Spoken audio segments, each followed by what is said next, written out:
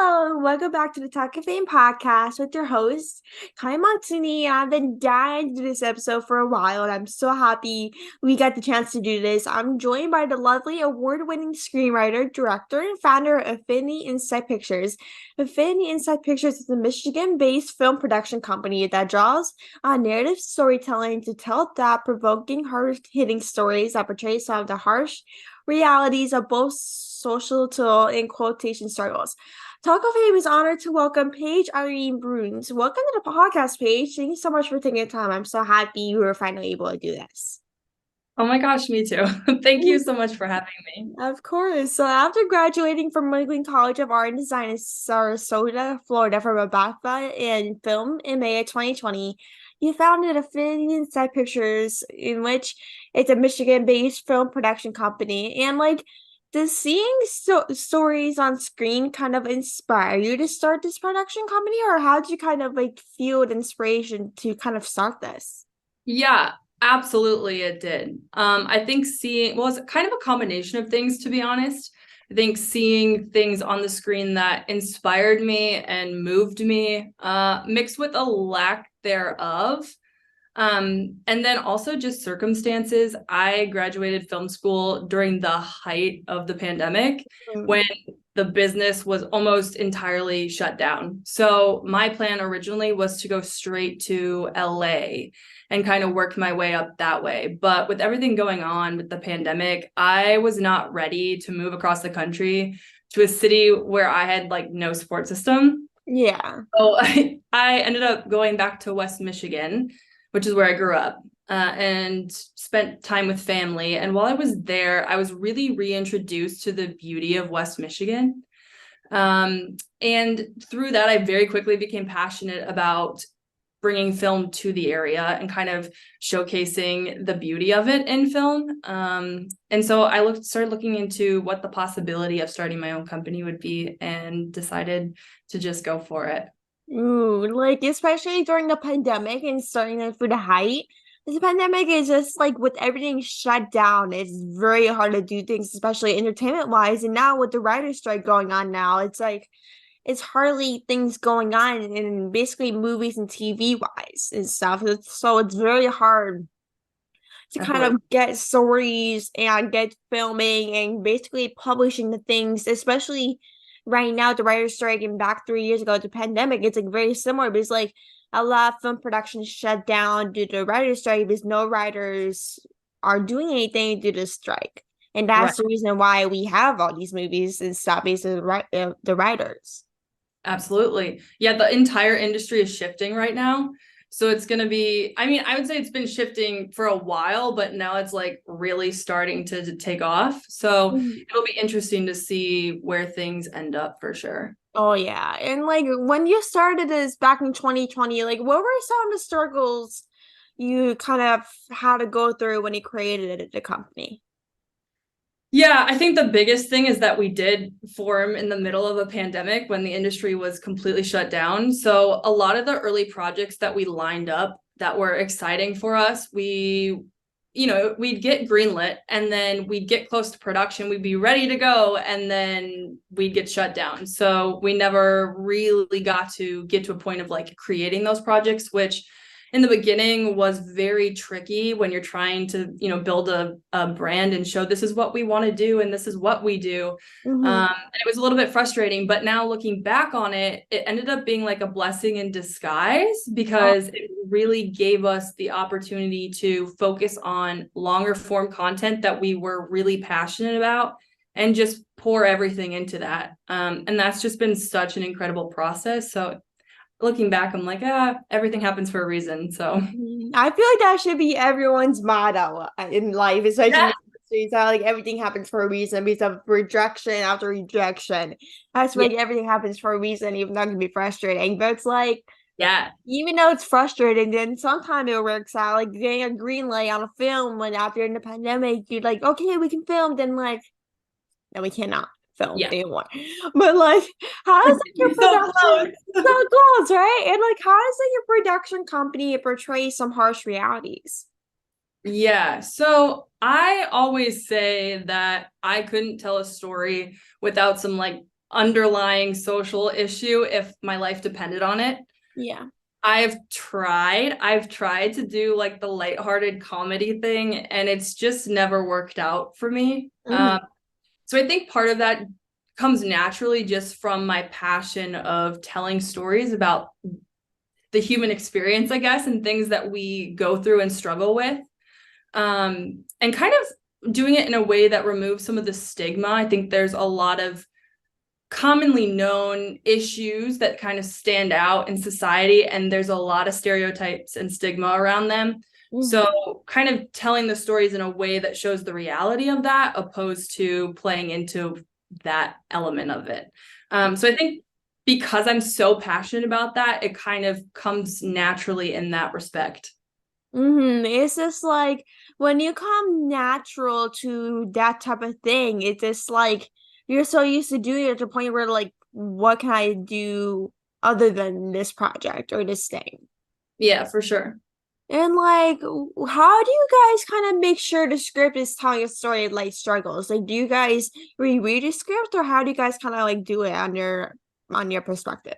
Yeah, so being authentic and truthful in our portrayals of topics and characters is one of the most important things to me. So for me, the process is just as much about the front end development and research and getting out there and making connections with and talking to people who either live a similar lifestyle as our character or has had a similar experience, and really trying to immerse myself in that world as deeply as I possibly can. The more I understand that, and I've kind of gone through the motions and seen it firsthand, the better I can then translate it onto the screen and into the script. So I mean, I think I spend just as much time on the front end talking to people and immersing myself in the realities of their world, as I do, if not more, in the script phase. So Mhm. that's the biggest thing when it comes to making sure that we're portraying reality correctly. Yeah, based on plus, like if you know someone that's based off the script, you can like have them see the script and read it. Absolutely. I was just saying that the other day, how we're working on a TV series right now, and I was like, oh, I got to bring these people in and have them read the scene when it's done, just to make sure that it's truthful. Oh, really? I guess like we have the same mind then, Yeah, maybe. absolutely. But like, what do you think the industry is kind of gonna look like when the writer strike is over? Like, do you think it's gonna be the same thing, or is it gonna you think it's gonna be differently? And once it's over, probably hopefully soon. Yeah. It's really hard to predict what's going to happen in the industry right now, mainly because, like I said, everything is shifting. There used to be such a like clear path to how the industry worked, whether that be what kind of content was successful or how to kind of start building a long-term career in the Yeah. industry. That has been completely blown up. There's no such thing anymore. There's no one clear right way. Content is coming from every which way imaginable. Mm. It's not just Hollywood. So everything is shifting, which makes it next to impossible to predict what the industry is going to look like in a year or 6 months, or I mean, even next week. Yeah. So it's hard to say. I mean, I hope that we make some positive adjustments, but I guess we'll just see what happens with it. It's like crazy to think this thing is still going on after a few months. I think the writer's strike started like a couple earlier this year, I believe. But Yeah. it's like it's still crazy now in the summer, basically at the end of June of 2023, we're still kind of dealing with this whole kind of problem of writers and the money they get and the process and everything. Yeah. It's interesting to me that it's gone on so long. I mean, it goes back to content is the key to it all. Without the content, what are you going to produce?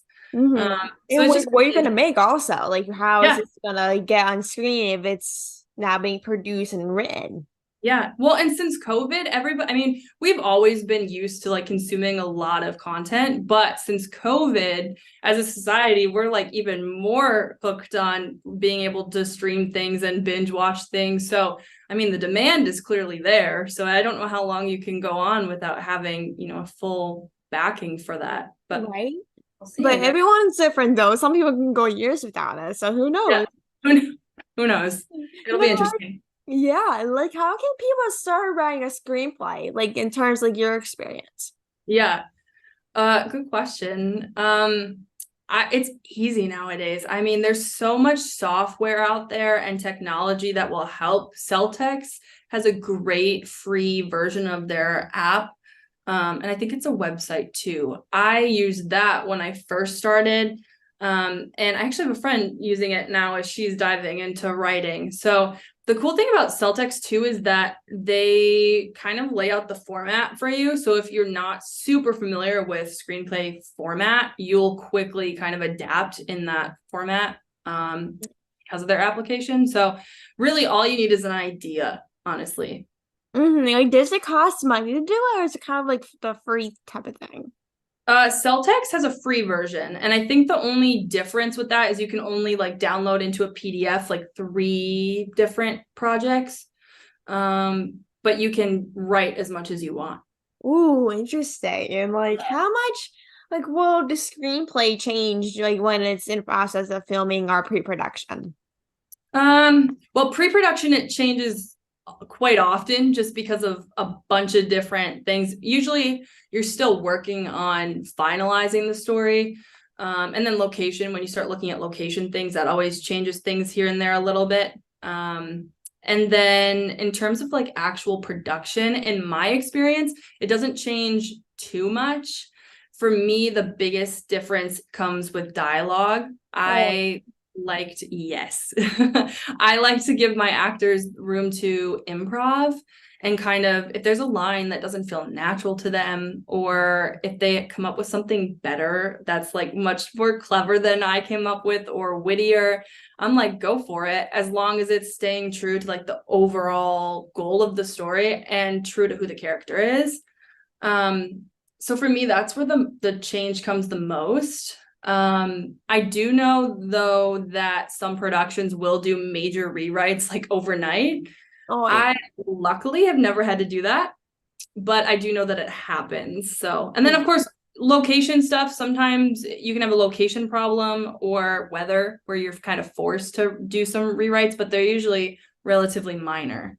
Yeah, like it's just like I feel like that like every time something there's more like some big writings happen more than we know. Yeah. Especially in movies and stuff, like big movies and stuff, like like with big actors, like there's tons and tons of major writings and like every like screenplay or movies or shows always has like a major or minor thing to fix in at least an episode or movie. It always has Yeah. like maybe like a line change or kind of like cut something out or something. Like there's always something to change that perspective. Like there's more kind of things that go into it besides the writing and the process into that. Absolutely. Yeah. And when the actors get involved, they have their creative inputs and ideas, and they're smart. They have been, I mean, they're invested in what they're doing. They come at it from a totally different angle than the rest of us. So it's always fun to get their creative insights as well. Oh yeah. And like recently you wrote and directed a short film or a short drama film called Anchor, which can be viewed on YouTube. Like tell us more about that. Yeah, so Anchor is a short film about a really bright and independent college student who experienced a traumatic sexual assault at a party. And then simultaneously, we kind of get to explore how that event impacted her relationships with those closest to her, including her best friend, who happens to be very close to the guy who came onto her. Oh, that's so interesting. Is that like based off a true story, or is that kind of like a creative type of thing? Like that's not It was make believe. creative for sure. Oh, I have to check it out now. I'm like invested right now. Like how long is the short film? Is it an hour or That one is 8.5 minutes. oh, So an it's, eight it's pretty minutes? quick. It's packed. Okay, I'm checking that out once I get on this interview. But like, what was kind of like to write and direct Anchor? Was it like a big process, or like how long kind of was the kind of the process to like write and direct? Yeah, that's my favorite thing to do is get to write it, create it, develop it, and then work with your team and your actors to bring it to life. So That was the first big project that I did where I did kind of wear both hats. And it was a roller coaster. It was such a learning opportunity for me, honestly. And I'm someone who will tell you every single time you set foot onto a set or you start developing a project, it's an opportunity to learn and grow as a storyteller. But what Anchor really did outside of that for me was it really gave me an opportunity to hone in on and solidify who I was as a storyteller and what kinds of things were important for me to tell, and my style. So Anchor is always going to be really important to me, and it's going to be something that I always hold close to my heart because it's definitely been something that has shaped who I am today as a storyteller. Like, do you prefer doing writing or do you prefer being a director? Oh, that's an impossible question. I love it both, or them both, for so many different reasons. I love on the writing side, it exposes me to so many things that I would not be exposed to in my day-to-day life had I not been writing and researching and developing. And directing, I just love working with my team and my actors to bring things to life. So it's an impossible question. I love them both. Yeah, it's so hard. It's like choosing your favorite child for some reason. Like, it Exactly. really is. But like, you have been recognized by film festivals worldwide and earning nominations and wins in several categories, including the Young Filmmaker Award, Best Student Director, Best Narrative Short, and Best Woman Short, and Best Short. And like, how does winning these awards kind of build your self-esteem as a writer and director? Yeah, I think it definitely has a part in giving some confidence moving forward for sure. But if I'm being honest, the thing that is most gratifying for me is when a project comes out and I get to circle back to the people that took the time to share their stories with me, and their experiences when I was in that development phase. And hear their opinions and their thoughts and see their reactions to what we did. Just being able to make them proud and make them feel seen is really the key factor in what keeps me going. Like it's the same for me as well. Because like when I win a category, when I get opportunities to do what I do, it's just like at least people are paying attention to what you're doing, and like it's like your hard work that you put in each day is being well worth each time you win an award and get an opportunity.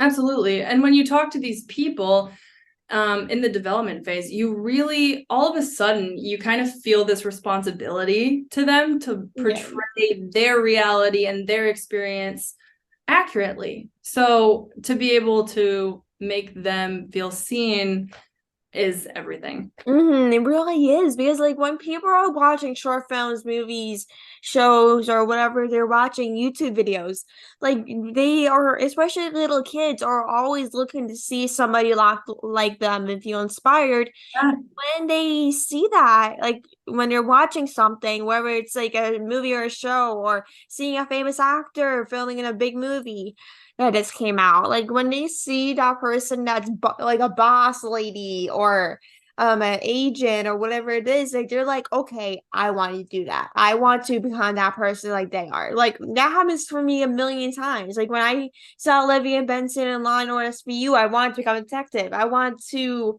become president when I watch Commander in Chief with Gina Davis. Like there's so many, like when you see those powerhouse women or even men doing amazing things that are literally entitled to doing amazing things and that they inspire you, that's the best thing that can happen. Because like when you go into that thing and when they see little girls around you seeing you do those things, they're like, okay, not only you're making a difference in your own life and inspiring yourself, but you're also making a difference for girls around you, for your family members or girls you may not know.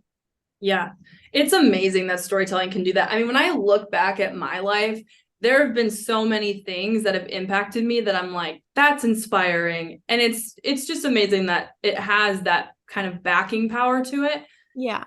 So, It really does. That's so like the power of storytelling is that like it can just be so powerful, like in each film or scene. You may not know how much it impacts someone's life until you get that one message saying it impacted my life, and this makes everyone so happy, especially me when I get those messages.